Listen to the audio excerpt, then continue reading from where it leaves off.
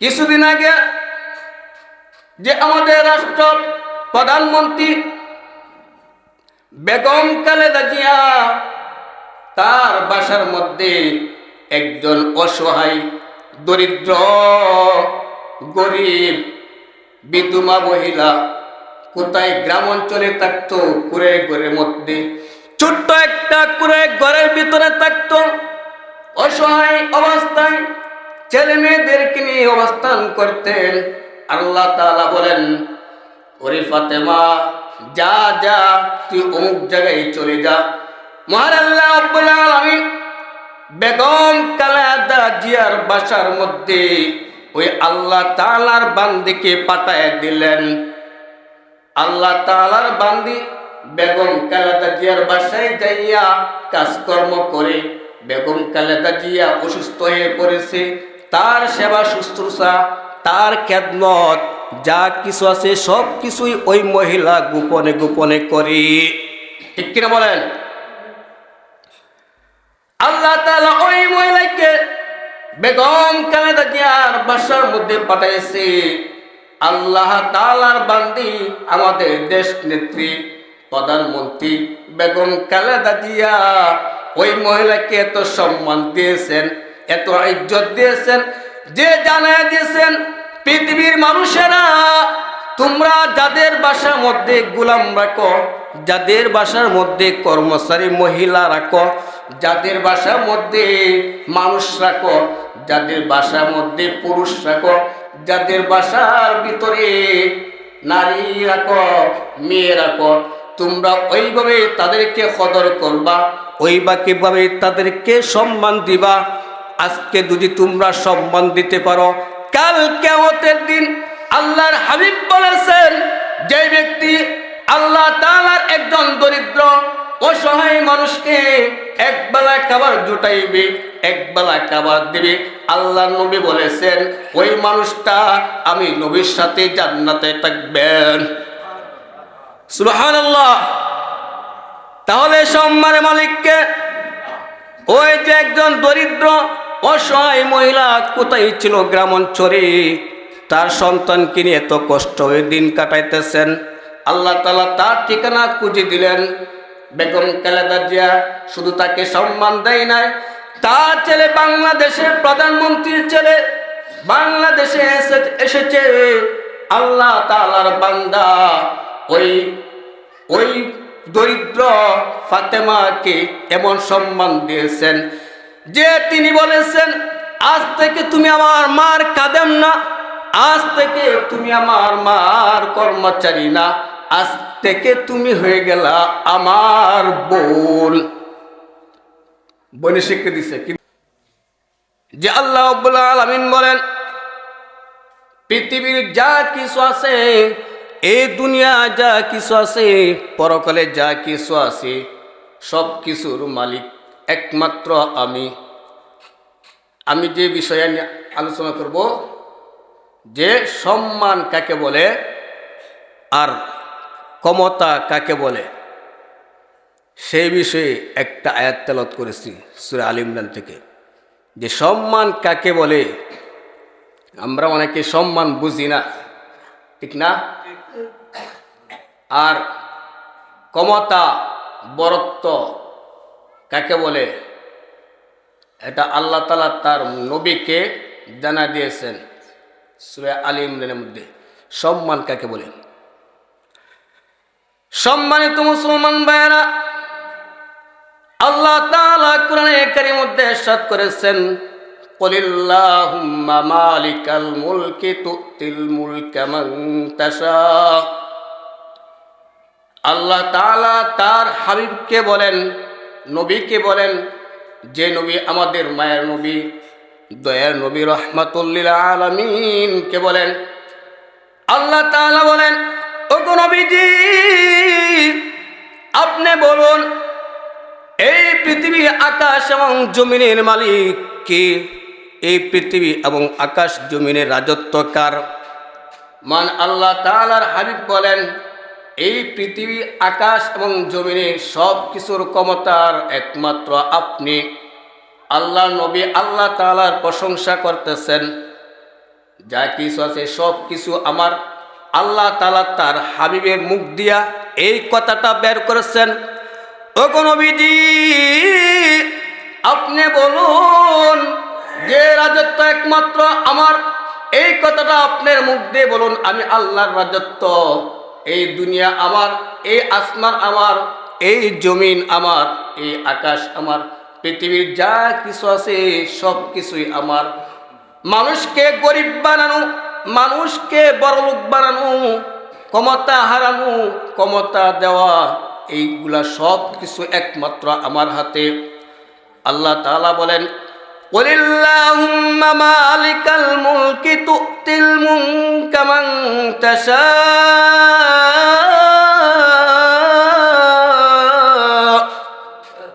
আল্লাহ তাআলা যাকে ইচ্ছা তাকে রাজত্ব দান করেন। কুলিল্লাহুম্মা মালিকাল মুলকি তুতিল মুলকা মান তাশা ওয়া তানজিউল মুলকা মান তাশা। আল্লাহ তাআলা যাকে ইচ্ছা তার কাছ থেকে মহান আল্লাহ রাব্বুল আলামিন রাজত্ব ছিনিয়ে নেন, ঠিক না? ওয়া তুইজ্জু মান তাশা ওয়া তুযিল্লু মান তাশা বিয়াদিকাল খায়র ইন্নাকা আলা কুল্লি শাইইন কাদির। মহান আল্লাহ রাব্বুল আলামিন বলেন যে ইজ্জত দেওয়ার মাত্র একমাত্র আমি। সম্মানের মালিককে, জুড়ে বলেন সম্মানের মালিককে। সম্মানের মালিক আল্লাহ। বেইজ্জতি করার মালিককে, বেইজ্জতি করার মালিক আল্লাহ। আল্লাহ তাআলা সব কিছুর ক্ষমতাবান, সব কিছুই তিনি করেন। সকাল বেলার ধনী রে তুই, সন্ধ্যা বেলার ফকির। সকাল বেলার ধনী আর সন্ধ্যা বেলা ফকির, এই কাজ কার হাতে? বলেন কার হাতে? মহান আল্লাহ রাব্বুল আলামিনের হাতে। সকাল বেলার ধনী, বিকাল বেলার ফকির, এই কাজ কোনো মানুষ করতে পারে না, পৃথিবীর কেউ করতে পারবে না। সম্মান কেউ দিতে পারবে না, অসম্মান কেউ করতে পারবে না। সব কিছুই ক্ষমতা, সম্মান দেওয়া এবং সম্মান নেওয়ার মালিক মহান আল্লাহ রাব্বুল আলামিন। ঠিক কিনা বলেন? একটা কথা মনে হয়েছে, বলবো, কইতাম নি? কিছুদিন আগে যে আমাদের রাষ্ট্র প্রধানমন্ত্রী বেগম খালেদা জিয়া, তার বাসার মধ্যে একজন অসহায়, দরিদ্র, গরিব, বিধবা মহিলা, কোথায় গ্রাম অঞ্চলে থাকতো, কুড়ে ঘরের মধ্যে, ছোট্ট একটা কুড়ে ঘরের ভিতরে থাকতো, অসহায় অবস্থায় ছেলে মেয়েদেরকে নিয়ে অবস্থান করতেন। আল্লাহ তাআলা বলেন, ওরে ফাতেমা, যা যা, তুই অমুক জায়গায় চলে যা। মহান আল্লাহ রাব্বুল আলামিন বেগম খালেদা জিয়ার বাসার মধ্যে ওই আল্লাহ তাআলার বান্দীকে পাঠায় দিলেন। আল্লাহ তাআলার বান্দী বেগম খালেদা জিয়ার বাসায় যাইয়া কাজকর্ম করে। বেগম খালেদা জিয়া অসুস্থ হয়ে পড়েছে, তার সেবা শুশ্রূষা, তার খেদমত যা কিছু আছে সব কিছুই ওই মহিলা গোপনে গোপনে করে, ঠিক কিনা বলেন? আল্লাহ তাআলা ওই মহিলাকে বেগম খালেদা জিয়ার বাসার মধ্যে পাঠাইছে। আল্লাহ তাআলার বান্দী, আমাদের দেশ নেত্রী প্রধানমন্ত্রী বেগম খালেদা জিয়া ওই মহিলাকে এত সম্মান দিয়েছেন, এত ইজ্জত দিয়েছেন, যে জানায় দিয়েছেন পৃথিবীর মানুষেরা, তোমরা যাদের বাসার মধ্যে গোলাম রাখো, যাদের বাসার মধ্যে কর্মচারী মহিলা রাখো, যাদের বাসার মধ্যে মানুষ রাখো, যাদের বাসার মধ্যে পুরুষ রাখো, যাদের বাসার ভিতরে নারী রাখো, মেয়ে রাখো, তোমরা ওইভাবে তাদেরকে কদর করবা, ওইভাবে তাদেরকে সম্মান দিবা।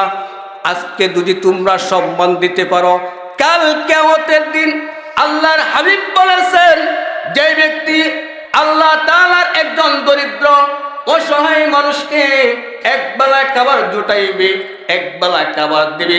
আল্লাহ নবী বলেছেন ওই মানুষটা আমি নবীর সাথে জান্নাতে থাকবেন। সুবহানাল্লাহ। তাহলে সম্মানের মালিককে ওই যে একজন দরিদ্র অসহায় মহিলা কোথায় ছিল গ্রাম অঞ্চলে, তার সন্তানকে নিয়ে এত কষ্ট হয়ে দিন কাটাইতেছেন। আল্লাহ তাআলা তার ঠিকানা খুঁজে দিলেন। বেগম খালেদা জিয়া শুধু তাকে সম্মান দেয় নাই, তার ছেলে বাংলাদেশের প্রধানমন্ত্রীর ছেলে বাংলাদেশে এসেছে। আল্লাহ তাআলার বান্দা ওই দরিদ্র ফাতেমাকে এমন সম্মান দিয়েছেন যে তিনি বলেছেন আজ থেকে তুমি আমার মার খাদেম না, আজ থেকে তুমি আমার মার কর্মচারী না, আজ থেকে তুমি হয়ে গেলা আমার বোন। বোনের স্বীকৃতি দিছে, কি দিছে? বইয়ের স্বীকৃতি দিছে।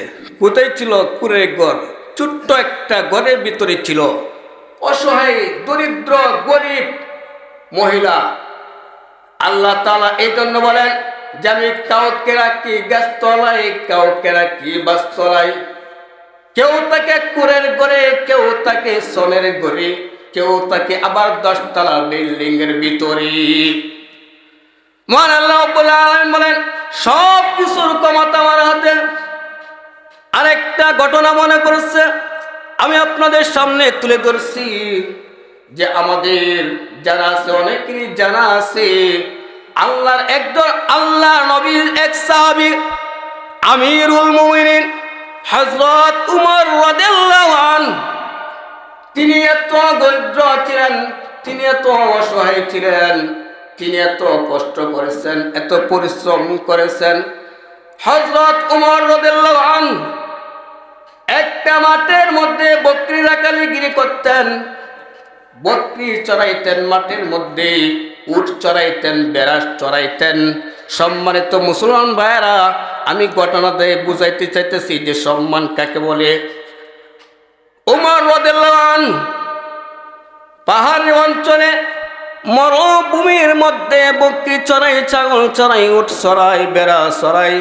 প্রচন্ড রৌদ্রের তাপ। আজকে বাংলাদেশের মধ্যে যে একটু রৌদ্রের তাপ পড়লে আমাদের সহ্য হয় না, আমরা তাড়াতাড়ি ফ্যানের বাতাসে চলে যাই, ঠিক কিনা? ফ্যানের বাতাসের নিচে চলে যাই। আমিরুল মুমিনিন উমর রাদিয়াল্লাহু আনহু ওই মাঠে উট চড়াইতেন। আর যখন রৌদ্রের তাপ বেশি বেড়ে যেত, প্রচন্ড রৌদ্রের তাপ বেড়ে যেত, উমর রাদিয়াল্লাহু আনহু উটের পিছনে যাইয়া বসে যেতেন, যে রৌদ্রের তাপ থেকে ছায়া নেওয়ার জন্যে, একটু ঠান্ডা পাওয়ার জন্যে, একটু আরাম পাওয়ার জন্যে, একটু আরাম আয়েশ করার জন্যে, একটু ছায়া পাওয়ার জন্যে উটের পিছনে বসে যেতেন। আর উটের যত লেদা ছানা আছে সব লেদা ছানা উমরের মাথার মধ্যে দিত, ঠিক কিনা বলেন? আর ওই আমিরুল মুমিনিন যখন বাড়িতে চলে যাইতেন, তার বাবা দেখে বলতেন, ওরে উমর, তোর মাথার মধ্যে এত লেদা ছাড়া কেমনে আসলো? তোর শরীরের মধ্যে কেন লেদা ছাড়া? উমর বলে, বাবা গো, যখন আমি রৌদ্রের মধ্যে উট চড়াই, ওই মাঠের মধ্যে এত রৌদ্রের তাপ আমার সহ্য হয় না, আমি সহ্য করতে পারি না, এত প্রচন্ড রৌদ্রের গরম আমার সহ্য হয় না। যার কারণে আমি উটের পিছনে যাইয়া বসতাম, আর উটের যত লেদা ছানা আছে সব আমার শরীরের মধ্যে দিত।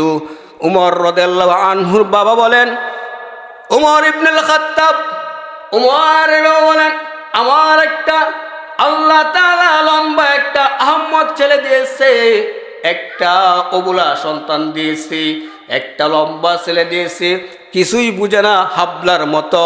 আজকে সেই উমর রাদিয়াল্লাহু আনহু এত সম্মানিত হয়েছে। উমর রাদিয়াল্লাহু আনহু আবার যখন এই অর্ধেক পৃথিবীর বাদশাহ হন, আল্লাহ তাআলা যখন তার হাতে রাজত্ব দিয়ে দিলেন, উমর রাদিয়াল্লাহু আনহু ও উমর রাদিয়াল্লাহু আনহু মাঠের মধ্যে একদিন হাঁটতেছে আর যাইতেছে আর বলতেছে, খোদা গো, এই মাঠের মধ্যে আমি একদিন উট চড়াইছিলাম, এই মাঠের মধ্যে আমি একদিন বকরি রাখালি করেছিলাম। আল্লাহ, এই মাঠের মধ্যে আমি একদিন উট চড়াইছিলাম, আর উটের যত লেদা চেরা আছে সব আমার মাথার মধ্যে দিত। আমার বাবা বলতো, ওমর রে, কেমন একটা সন্তান হয়েছে, যে সন্তান উট যে লেদা চেরা মাথার মধ্যে দিবি, এই বুঝটাও তার নাই। খোদা গো, মাঠটা দেখে আর কাঁদি যে আল্লাহ, যত উটের লেদা চেরা সব আমার মাথার মধ্যে দিয়েছে, কিন্তু আল্লাহ তোমার শুকরিয়া আদায় করে আমি শেষ করতে পারবো না।